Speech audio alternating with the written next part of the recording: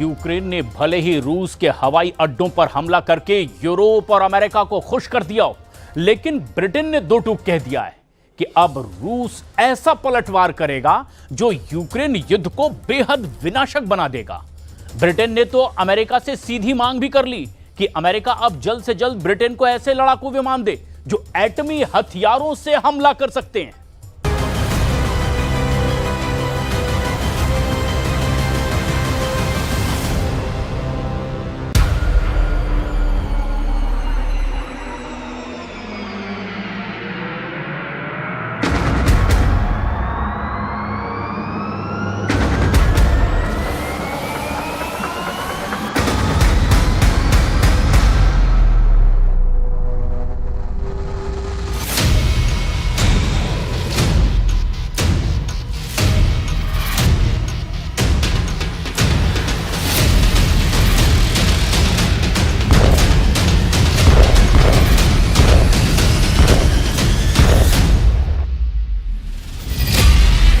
Ukraine से खूनी बदला शुरू, जंग में उतरा ब्रिटेन का एटम बम।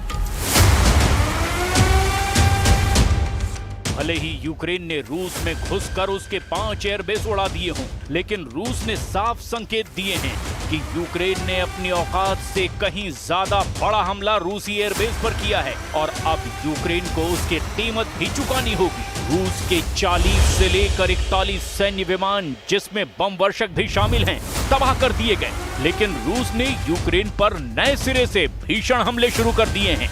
यूक्रेनी सेना ने खुद भी माना है कि यूक्रेन पर रूस ने बहुत बड़ा हमला मिसाइल और ड्रोन से किया है, जिसकी वजह से भारी नुकसान भी हुआ है यूक्रेन को।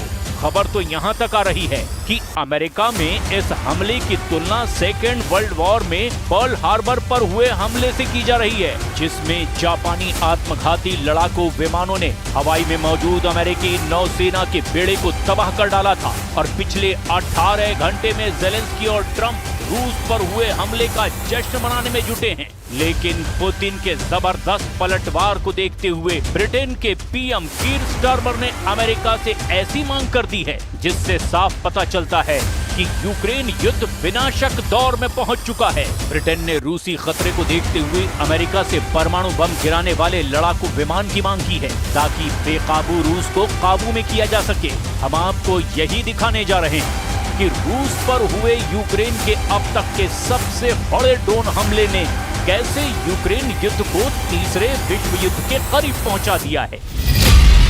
ब्रिटेन ने यूएस से मांगे परमाणु बम वर्षक, विनाशक हुआ यूक्रेन युद्ध।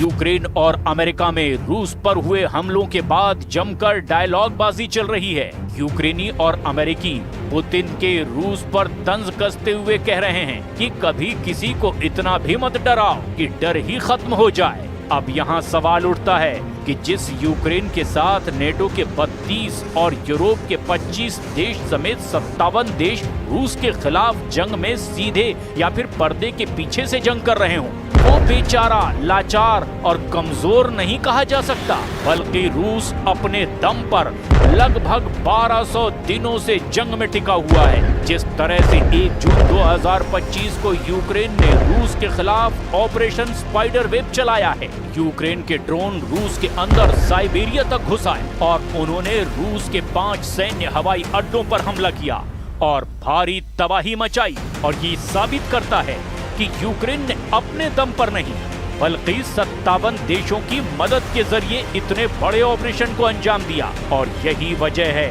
कि जैसे ही रूस के 5 एयरबेस पर खड़े 40 से लेकर 41 लड़ाकू विमान तबाह किए गए, उसके बाद से पुतिन की रूसी सेना यूक्रेन पर भूखे शेरों की तरह टूट पड़ी है। इन्हीं हालातों को देखते हुए अब जंग में यूक्रेन का जमकर साथ दे रहे ब्रिटेन ने भी अमेरिका से मांग कर दी कि यूक्रेन युद्ध बेहद विनाशक हो चुका है और अब अमेरिका ब्रिटेन को परमाणु बम से हमला करने वाले विमान तुरंत मुहैया कराए।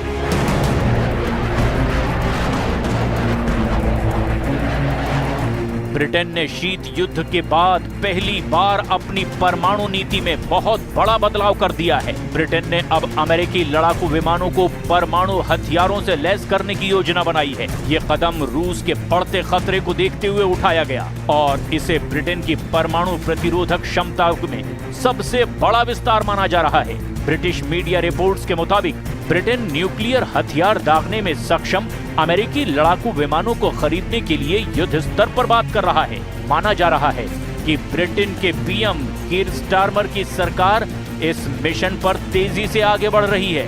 यानी अब दुनिया एक खतरनाक परमाणु युग में प्रवेश कर चुकी है।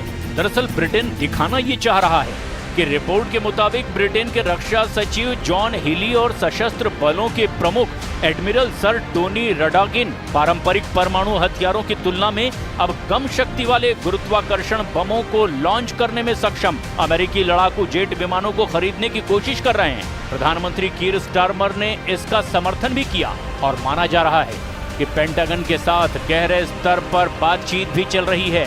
इससे पहले फ्रांस ने रूसी खतरों का मुकाबला करने के लिए पूरे यूरोप में अपने परमाणु हथियारों की तैनाती का प्रस्ताव भी रखा था, जिसका जर्मनी के चांसलर फ्रेडरिक मर्ज ने समर्थन किया था। I very much hope not. And in order to make sure that that isn't the case, we need to prepare.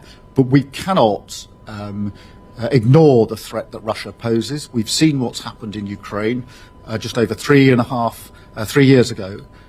Those tanks rolled across a border, something I think all of us thought we wouldn't really see in our lifetimes, the invasion of a European country.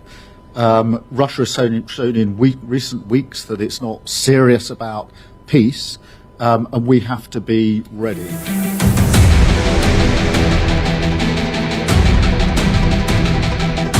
Britain के पास फिलहाल लड़ाकू विमानों से परमाणु बम गिराने की क्षमता नहीं है। दुनिया में सिर्फ अमेरिका, चीन, रूस, भारत और फ्रांस के पास ही जल, नभ और थल से परमाणु हमला करने की क्षमता है। ब्रिटेन की परमाणु प्रतिरोधक क्षमता सिर्फ ट्राइडेंट सुसज्जित पनडुब्बियों पर आधारित है